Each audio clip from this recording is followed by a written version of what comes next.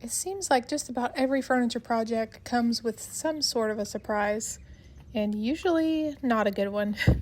But this one was a great surprise, so come along with me as I give it a totally new look. I found this dresser and nightstand set on Facebook Marketplace. I want to say it was $40. I can't remember for sure, but whatever it was a really good deal, even though it did have quite a bit of damage, just a lot of scratches and nicks and things, but nothing major, so it was definitely a good find.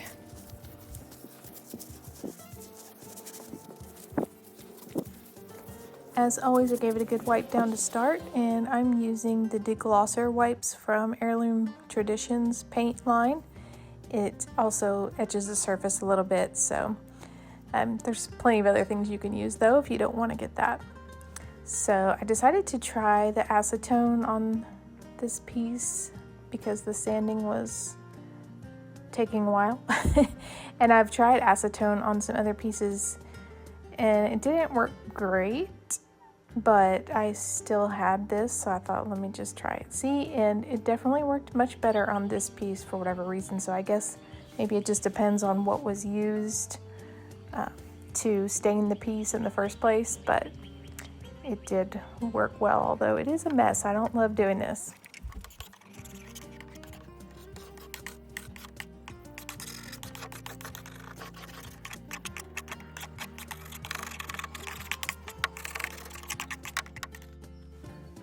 Decided to use my sprayer on this because it was such a large piece, and then I had the nightstand as well, and it just gives the best finish, so I try to use my sprayer as much as I possibly can. I'm using Heirloom Traditions paint again, and I will list everything and link everything down in the description in case you're interested in any of the products or things that I use, but this is a very inexpensive sprayer and it's done just fine so far, so you definitely don't need to go and buy some fancy sprayer for your first one to learn with.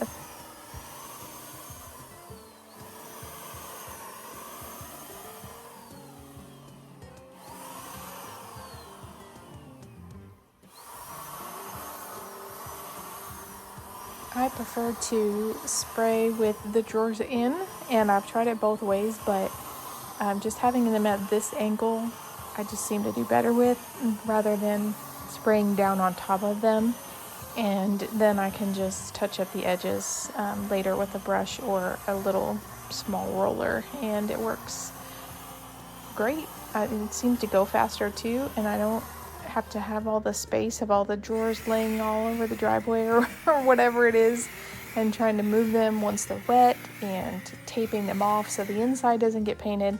So to me, there's just a lot of advantages to doing it this way. But you can try both and see what works for you.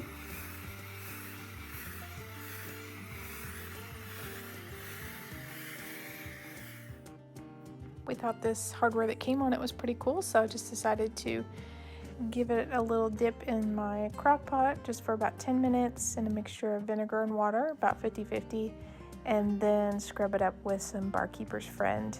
And depending on how it turns out will determine if I go ahead and paint them or not. Of course, you don't want to use your crock pot that you use to cook with, so just head to your thrift store and I can almost guarantee you'll find one for a couple bucks. This was the big happy surprise for this piece. I started sanding these drawers just thinking I was gonna just take the top layer off and have to do a faux wood look, or end up painting them if I couldn't get that to look the way I wanted, but they're very thin, so I did not expect it to have this cool grain, and I loved that it was still dark in some areas even after I sanded it, which I thought would complement the black paint really well, so I was very excited about these drawers. I cleaned all the sawdust off and then got my pre-stain. I used the oil-based since I'm using an oil-based stain, and this just helps to prevent a lot of blotchiness A lot of times with stain, depending on the wood and how good of a job you did sanding, sometimes they can turn out blotchy. So it is an extra step, but it doesn't take very long. So I definitely recommend using the conditioner.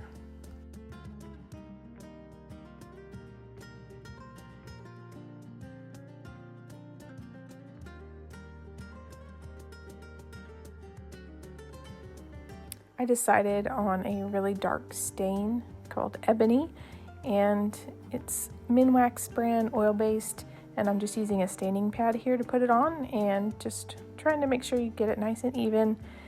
And then I think I only did 2 coats on this one, but once it dries you can decide if you want to do more coats or if one is enough.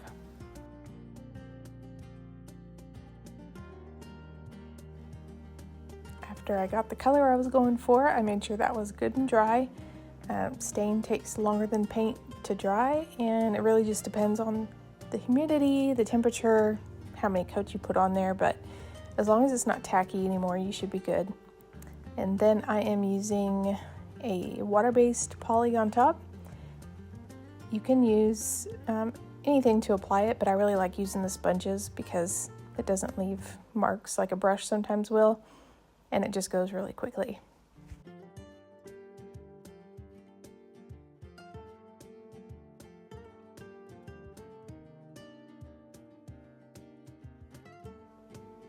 There are some stains that have top coat built in, but even if I do use one of those, I still usually put at least 1 or 2 coats just because I want to be extra careful, especially if it's the top of a piece.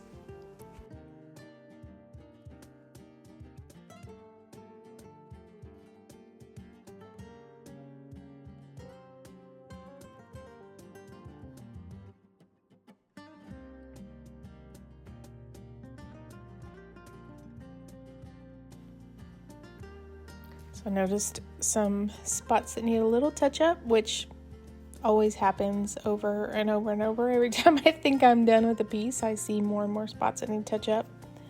But if you do not have a steady hand, you might want to tape off before doing something like this, but you need to make sure that your paint and or stain is really dry, like probably for a couple of days before you put tape on it. Otherwise it'll come up when you take the tape off. So if you do decide to do that, I've been told the yellow frog tape is the way to go. So I use as little tape as possible, so I haven't actually tried the yellow, but just a word to the wise there.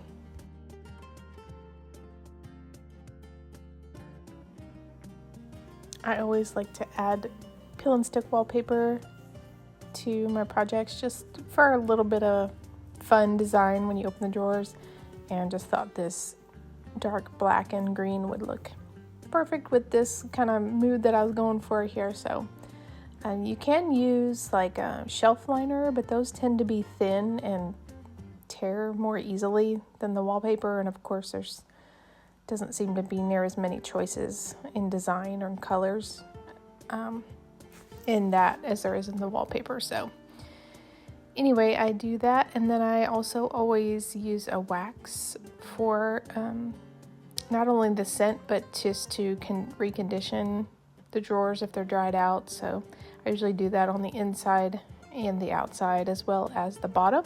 If they have wooden tracks for the drawers to slide on, you can add a bit of wax there too, and that'll help them slide more easily. I will admit I didn't used to be a big fan of black furniture before, but after using this paint, the color is called Iron Gate, but specifically the finish on this paint and the black together, it just makes everything look so nice. So check out some of my other pieces that I've done, and you can see that the color works for just about any style of furniture too. So that's another thing that I love about it. This set actually sold to a neighbor before I was even quite done and had a chance to post it. So that's always good when that happens. So here is the after, and I hope that you enjoyed. Let me know if you have any questions or any ideas for another upcoming project I should do. And as always, thanks for watching, and see you on the flip side.